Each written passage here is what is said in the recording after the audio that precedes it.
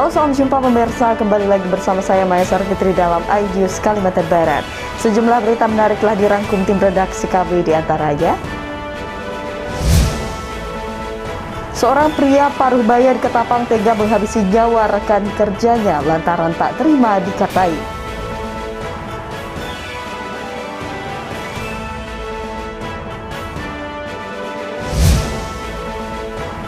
Presiden Republik Indonesia Joko Widodo mendorong agar sarang burung walet menjadi andalan komoditi ekspor.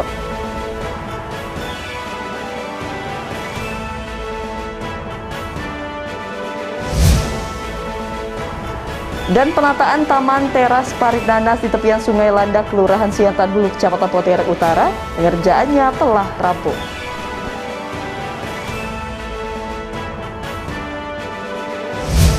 Pemirsa, itulah tadi beberapa cuplikan berita yang akan kami sajikan dalam iNews Kalimantan Barat.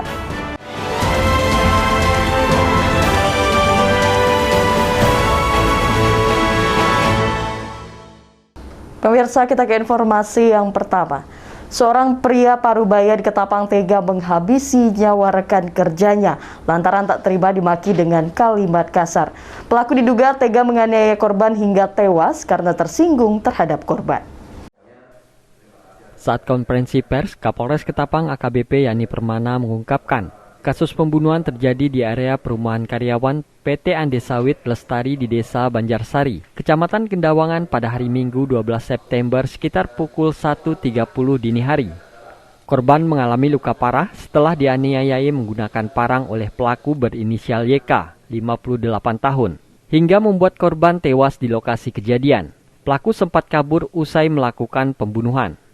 Dari hasil olah tempat kejadian perkara, serta keterangan beberapa saksi, korban diketahui bernama Marianus Febrianto Saipatu, 30 tahun, warga Dusun Membulu 2, Desa Seriam, Kecamatan Kendawangan. Korban merupakan karyawan di Estate Revin, PT Andes Sawit Lestari.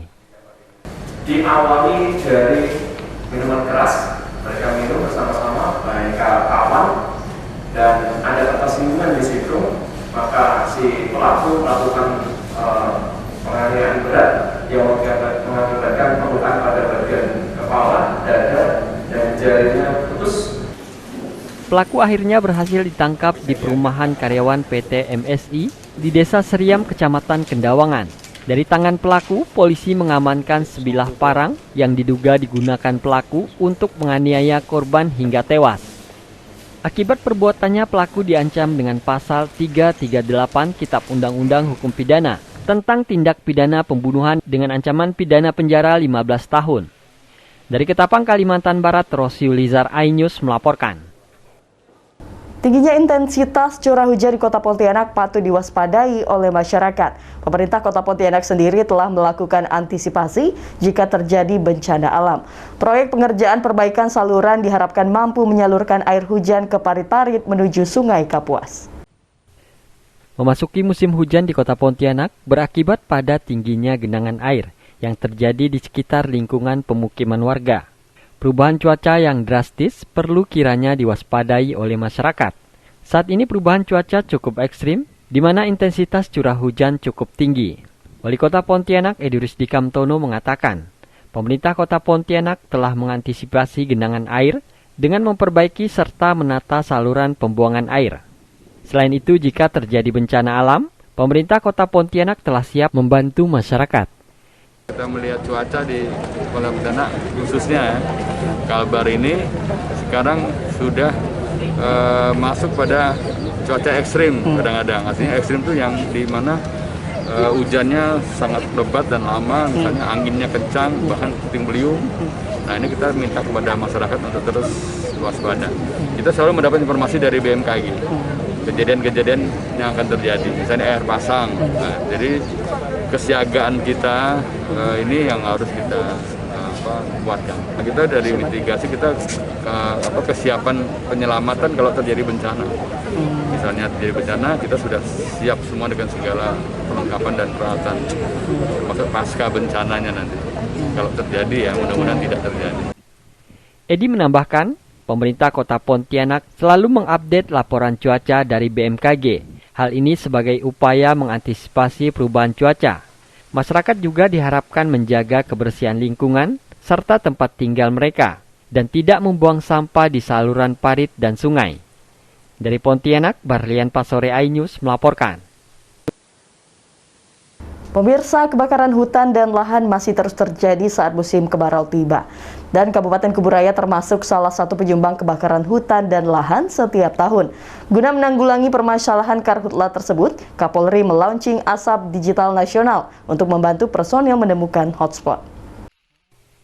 Menyadari karhutlah yang masih terus menjadi masalah Kapolri, Jenderal Polisi Listio Sigit Prabowo meluncing asap digital di 10 Polda yang ada di Indonesia termasuk di Polda Kalimantan Barat.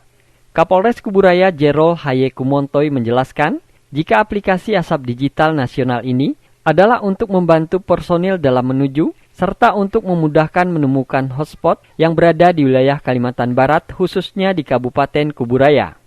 Seperti diketahui ada 10 titik kamera CCTV yang dipasang di 10 Polda. Dan untuk di Kalimantan Barat sudah terpasang di wilayah Rasau Jaya yang nantinya akan berfungsi untuk penanganan karhutla di Kalimantan Barat karena termonitor Polda Kalimantan Barat sehingga nanti akan ditugaskan di satuan tugas terdekat. Dilaunching oleh Bapak Kapolri dan Pak Menteri, Pak Panglima. Jadi aplikasi ini sebenarnya aplikasi untuk lebih membantu kita bagaimana mendeteksi awal dari potensi api. Kalaupun seandainya api sudah terjadi, membantu kita untuk segera melakukan upaya-upaya sehingga tidak melebar. Dan ini asap digital ini untuk sementara di Kalimantan Barat baru satu kamera yang terletak di Kecamatan Rasau Jaya, yang dimana lokasinya sangat berdekatan dengan Polsek dan Manggala Agni. Untuk koordinasi sendiri dengan pemerintah daerah. Jadi sistem yang tadi sudah disampaikan lewat simulasi bahwa pada saat terjadi hotspot yang terpantau oleh kamera, dari hasil pemantauan itu akan segera terkonek dan termonitor di Roop Polda Kalbar. Kapolres juga menghimbau kepada masyarakat agar dalam membuka lahan untuk tidak dengan cara membakar apalagi di wilayah Kabupaten Kuburaya. Ada bandara dan asap yang ditimbulkan akan mengganggu penerbangan, perekonomian, serta polusi terhadap manusia.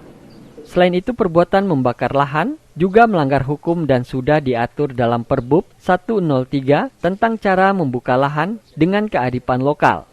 Dari Kuburaya, Faisal Abu Bakar iNews melaporkan.